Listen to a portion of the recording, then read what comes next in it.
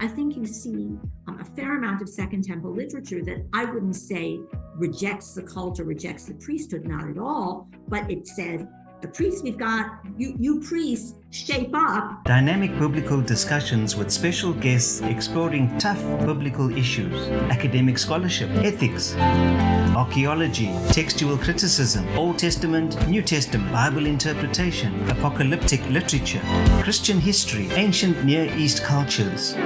You're tuned in to Conversations with Pastor Cliff on Puluso Ministries.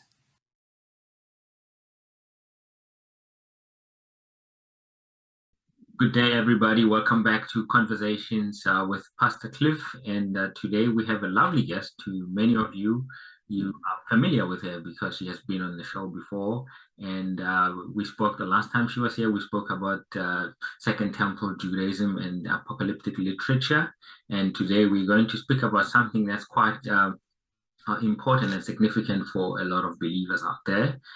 We're talking about a kingdom of priests, and it's a book she actually published, which talks about ancestry and in ancient Judaism. So that's the topic for today, a kingdom of priesthood. So stay tuned. For those of you who are new to the channel, you can subscribe to us or click the like button, and you'll be given new as we publish our stuff on Puluso Ministries. And welcome, Martha, to Puluso Ministries once again.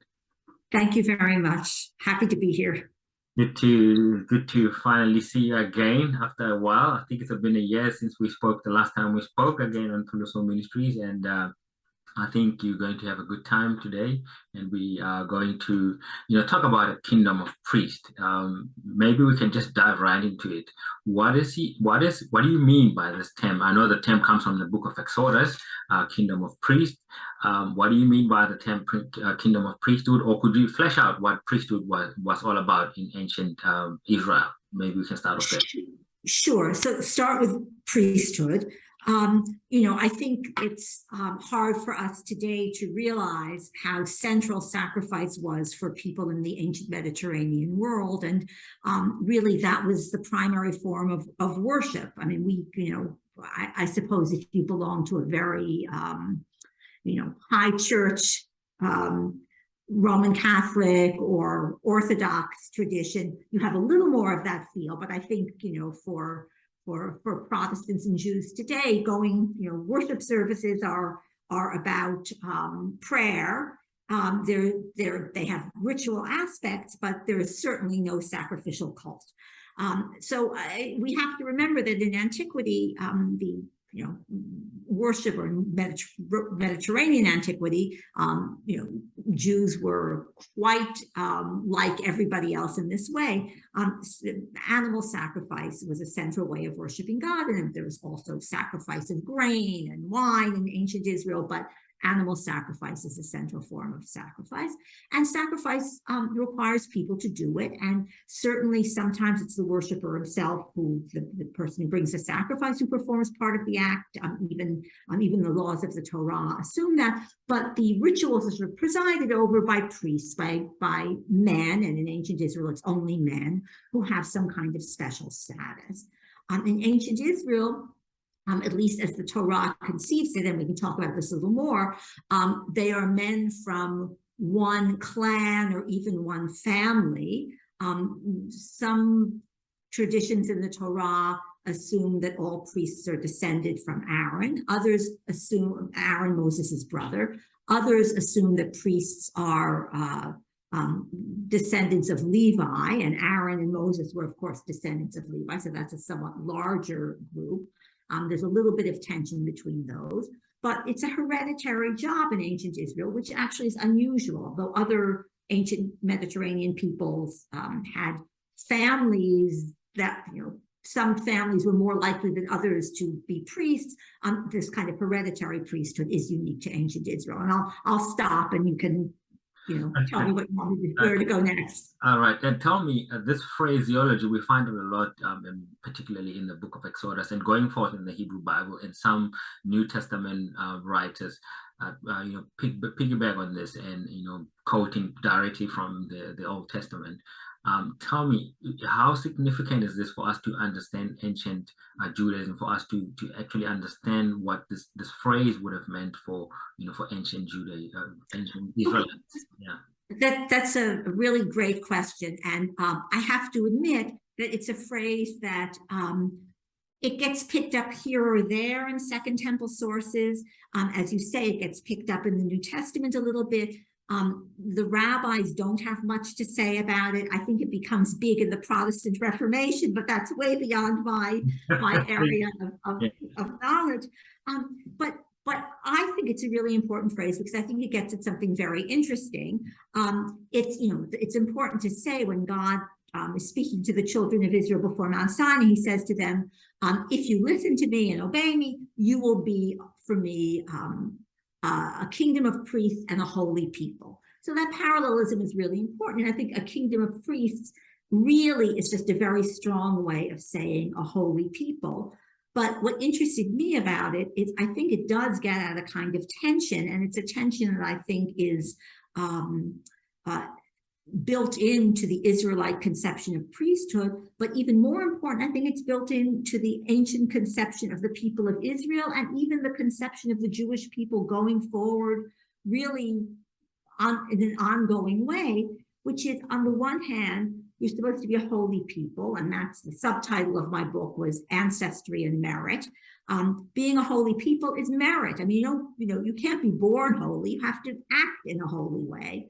On the other hand, being a holy people and a kingdom of priests are born priests. The only way to become a priest in ancient Israel, or at least in the biblical synthesis, I mean, early on, it's pretty clear from the Book of Judges that there are all sorts of things going on. But according to the Torah and the Book of Chronicles, the way to be a priest is to be a descendant of Aaron. There's a male descendant of Aaron, no other way to become a priest. So there is a kind of tension built in. I mean, I'm sure in the United States we have civil service exams so that people who get jobs are presumably qualified for them. If you're born into a job, you're not necessarily qualified. But in the same way, the people of Israel are not necessarily qualified to be holy. And if you listen to the prophets, they didn't do a very good job of being holy. So I think there's something really interesting there. And if they really were holy, would they even need priests? So there's a really kind of core tension. And I think it has an ongoing history in relation to Christianity. And you can think about the early followers of Jesus as people who said, no, it's not about what you're born, it's about whether you're holy. Being born, it doesn't matter. Now, in a few generations, you do start being born into that tradition. But what does it mean to say you belong to the holy people simply by being born into it? Okay, that's fascinating, Mata. But what stands out for me is that the Hebrew Bible, maybe it's because how it was transmitted over time, we find that other parts of the Bible portray priesthood as something that one can inherit, and other parts of the Bible talks about priesthood as something that one has to have merit, as you mentioned. And we see that the priesthood of Levi gets suppressed a little bit, and you have the elevation of Aaronic priesthood in the Bible, or the Levites themselves get viewed as some sort of a subordinate kind of priesthood, and we have this tension. And I'm not too sure how one would then reconcile what seems like an apparent contradiction in the Hebrew Bible itself. Yes, I mean, I guess the way I wouldn't reconcile it, for me, I would, take a kind of critical view and say there are a lot of different traditions there. And there are traditions that think the whole tribe of Levi is qualified for priesthood. And there are other traditions, and these are the traditions that eventually win out, that say, no, it's only the descendants of Aaron who are qualified for priesthood. So the rest of the descendants of Levi get a kind of subordinate job. But clearly, this takes a long time to develop. I mean, the Book of Deuteronomy talks never about priests, but about Levitical priests. It seems to think Levites and priests are the same thing. And this is very interesting because, Deuteronomy, is the text that insists that the only place you can sacrifice is in Jerusalem. And presumably that put a lot of priests out of work.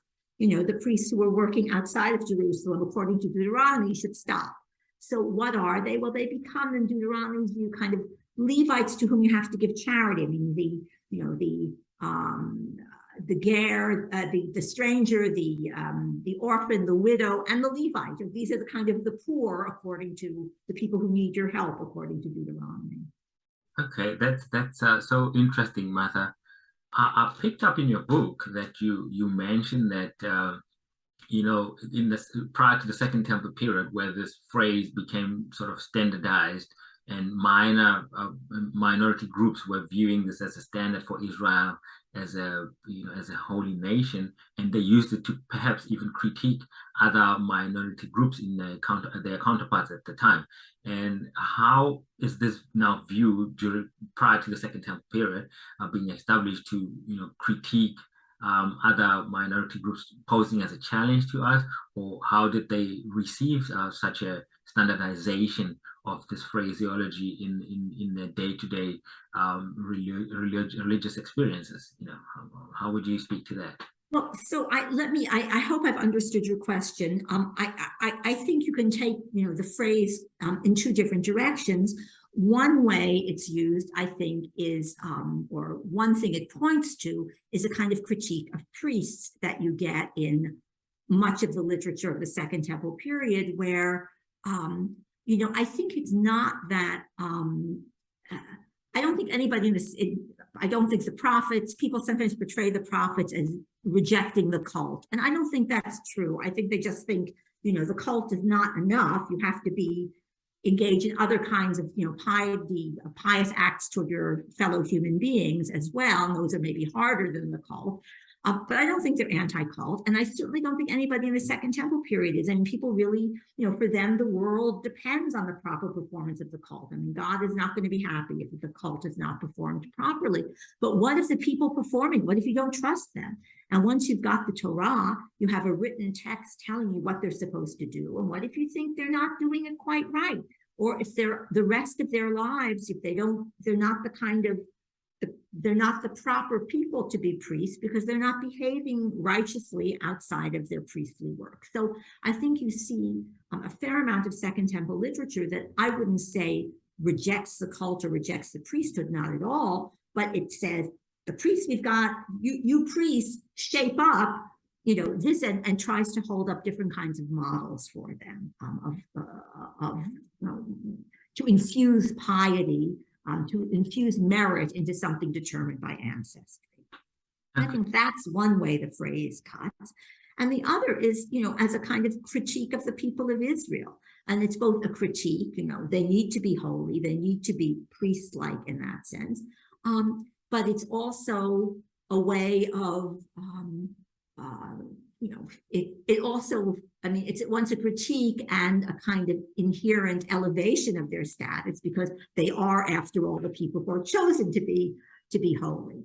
And it seems as if just getting born into them gives you the privilege of trying to be holy.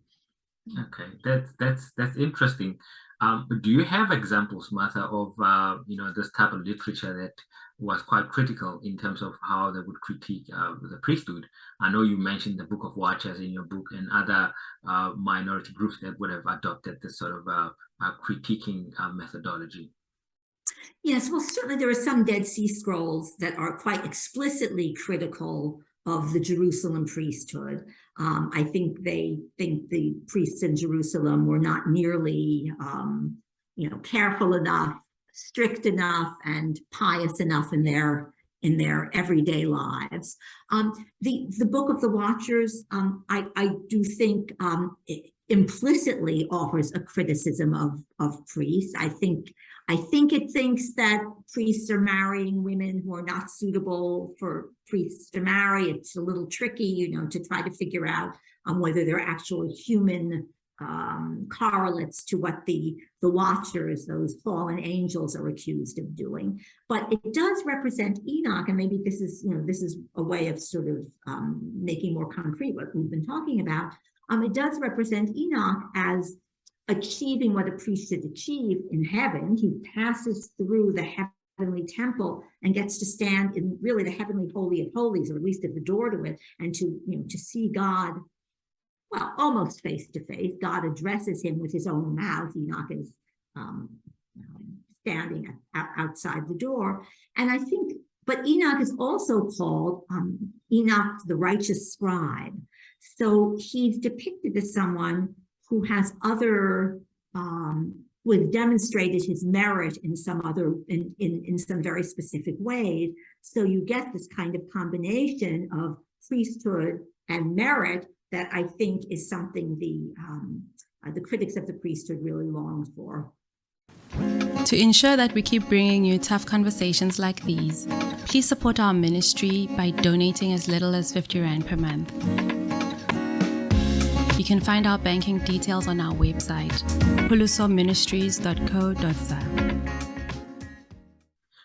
You mentioned, Martha, in your answer, Enoch, and I think you mentioned him as a scribe. I'm not too sure if I'm quoting you correctly. But could you tell us then, what if I'm correct, what is the role of scribes perhaps in the Second Temple period? What was their significant role, if there was any? Yeah, that's a really important question, and we probably know less than it would be nice to know about this as got so many other topics. I mean, at the most basic level, a scribe is someone who copies text, who is literate and can copy or write texts. And that's not something to be taken for granted in the ancient world.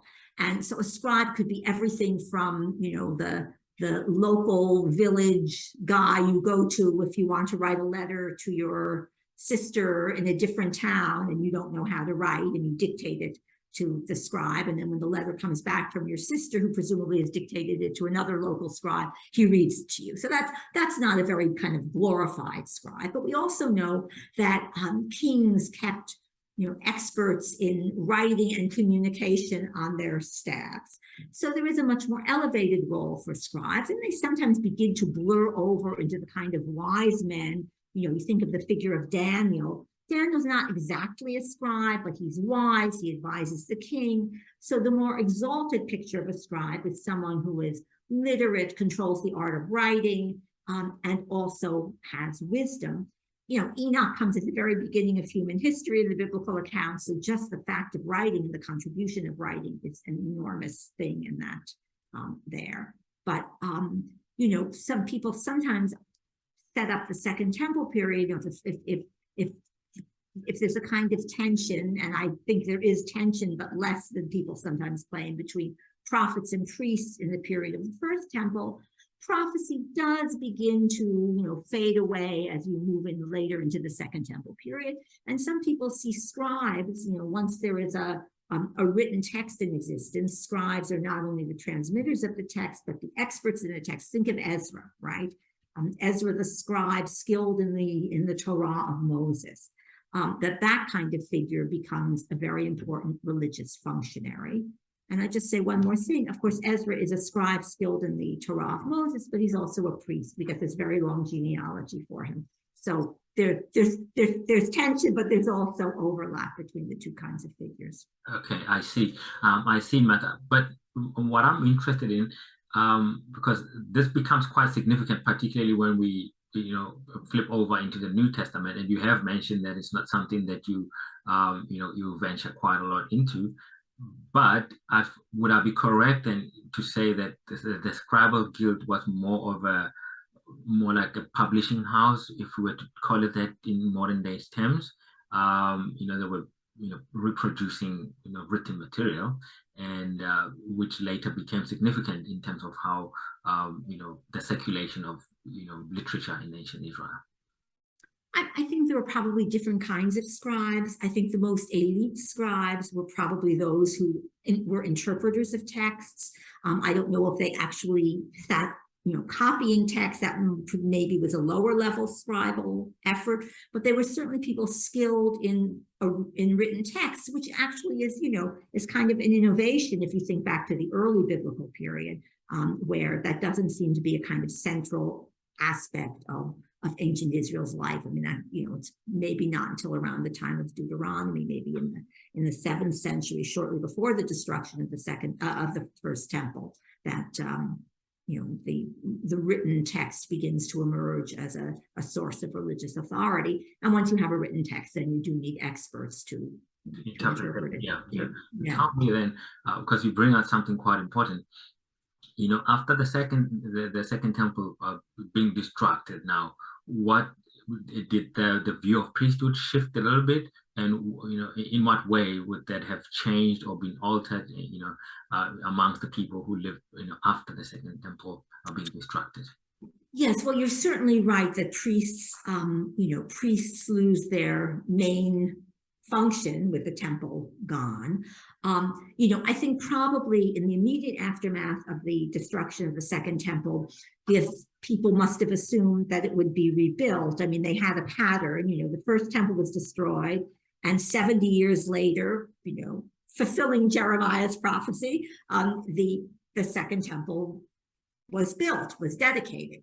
So I think probably in the early decades after the destruction of the Second Temple, people assumed, well, maybe in 70 years there'll be a new temple. And that some people think that helps to explain the Bar Kokhba revolt, the second Jewish revolt, which takes place shortly before the 70-year period ends, 132 to 135. Maybe Bar Kokhba thought, he could be the one to initiate the building of that third temple. It doesn't happen. Once it doesn't happen, yes, things start to change. The whole role of sacrifice, and then with the rise of Christianity and the Christianization of the Mediterranean world, sacrifice really goes into decline. So Jews were pretty much like everyone else in sacrificing until the destruction of the temple. By 400 or 500, they would be less like everybody else had they been sacrificing, and they weren't sacrificing anymore. So definitely priests lose their function. They don't entirely, because I always think this is the irony, sort of a fascinating irony that, the priests write down something, their kind of, mission statement, and it gets included in the Torah. And at first, I think that's probably a pain in the neck for them, because you have all these people reading over their shoulder and saying, you're not good enough, you're not doing it right. See, it says in the Torah. But eventually, with the destruction of the temple, they continue to maintain some status, because after all, the Torah calls for them. The Torah wants them there. So the question of what their status is, do the priests constitute a kind of significant social group with specific priestly ideology after the destruction of the temple? There are scholars who would argue that going really up into the Byzantine period. I don't think that's correct. I think priests, probably like everybody else, have a range of views. But I do think that, as Judaism develops in the centuries after the destruction, it does struggle to figure out how to understand priesthood. And it preserves a few customs related to priests. In a synagogue, traditionally, the first person called to the Torah is a priest, and the second person called to the Torah is a Levite, and then after that, everybody else.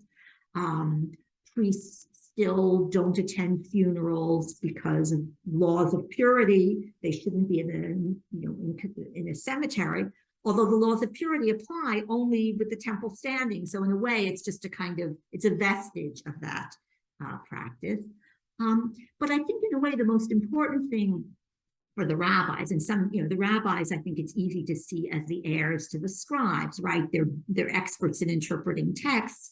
And there is, some people have thought that the rabbis would be just as happy to sort of get rid of the priests, but I think they can't give up on them, because the Torah again says that God has made an eternal covenant with Aaron. And, even if a covenant with David was supposed to last forever, where are the descendants of David? But the descendants of Aaron were still there. So I think there's a way in which the rabbis have to embrace priesthood just a little bit, and maybe that accounts for those, prerogatives I've just described. I like how you put it, Martha, because I know many religious groups, maybe who read the Christian Bible, would read the text creatively and say, because of a figure like a Jesus figure, they are now adopted into the royal priesthood of Aaron, if that's the case. And now they, when God was speaking on Mount Sinai, he was also speaking to them, referring to the figure of Jesus. And how would you speak to that in terms of I know rabbinic Judaism has also played a role in terms of how, one could, read this text. We know that priesthood has had a challenge, particularly after the destruction of the Second Temple. How would you then speak to? Well, I'm not sure I'm going to answer your question exactly, but let me just say I do think it's striking.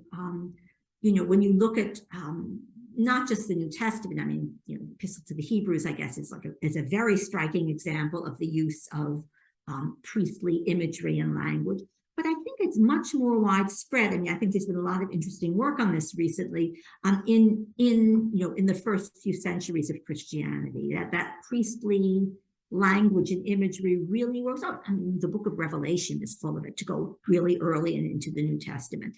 So, I mean, that I think is very powerful confirmation that even people who are not using the temple, I mean, the temple doesn't exist anymore, and it's not clear they would use it even if it did exist. They are, many of them, people who are not ethnically Jewish anymore.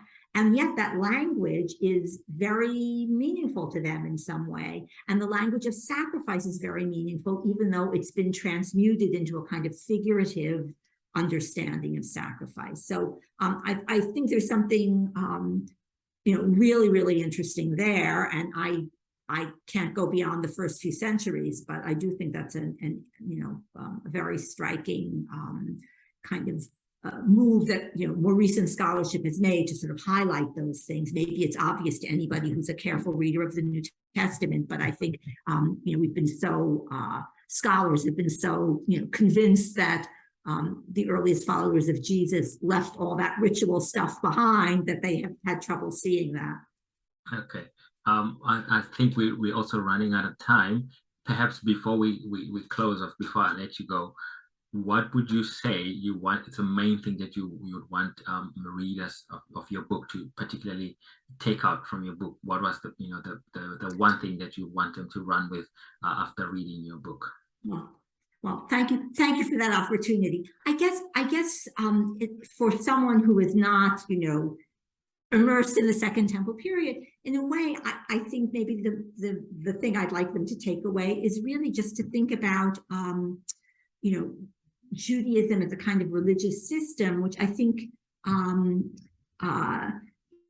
operates in a very interesting kind of. Well, let me tell you a story. I was involved in some kind of panel discussion, and one of the panelists was a serious Hindu, taught physics, actually. And he said to me when we were chatting before the panel, he said he always thought Judaism and Hinduism had something in common in their relationships to Judaism to Christianity and Hinduism to Buddhism. He said Judaism and Hinduism he sees as kind of the native version. Christianity and Buddhism are the export version. There was something, I got what he was saying, which is that Judaism is the version that its rhetoric is a rhetoric of family, our God and God of our ancestors.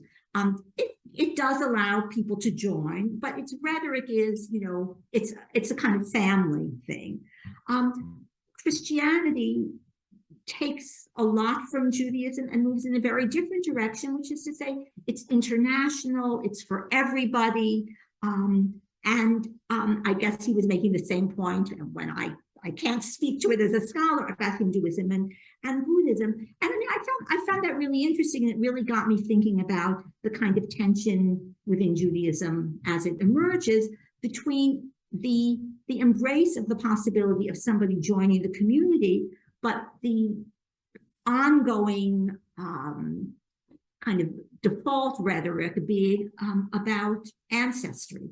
So, and I think that's very different for Christianity. I mean, most Christians today are Christians because they were born into Christian families. I mean, they may come to their own, personal experience, but they're most, I think, are born into Christian families. And yet the rhetoric is very different, at least as I understand. Maybe for Armenian Christians, it's not that way, but I think for most Protestants, it's a rhetoric of kind of finding it yourself. And that to me, I think, is an interesting difference. Okay, fantastic. Thank you very much, Martha. And if you would have noticed, one thing that we embrace here at Philo of Ministries is to, open up for multiple perspectives that people can, buy into. And, we're not trying to convert anyone, but we're just encouraging people to read out there and understand context into when things were given, particularly the Hebrew Bible or the Christian Bible that they may be reading. And it has certainly been fantastic to have you on the show. As always, I enjoy chatting to you, Martha. And thank you once again for coming through to Philo of Ministries and educating us and some of our audience on how these things that are so important for us work at the end of the day.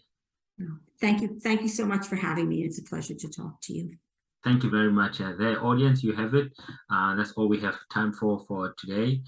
Keep tuning in, keep subscribing, and keep clicking the like button, and we'll be bringing you these, hard conversations for you guys to embrace and to learn from.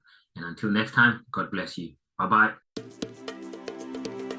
Philo of Ministries is a non-profit educational enterprise founded in 2019. The ministry is informed by academic scholarship. At Philo, we embrace multiple perspectives in our engagement with Scripture. We seek to provide non-Christians and Christians from all backgrounds and denominations with resources that provide an honest intellectual engagement with the Bible. We embrace multiple perspectives in fostering a more open, moderate society into the 21st century and beyond.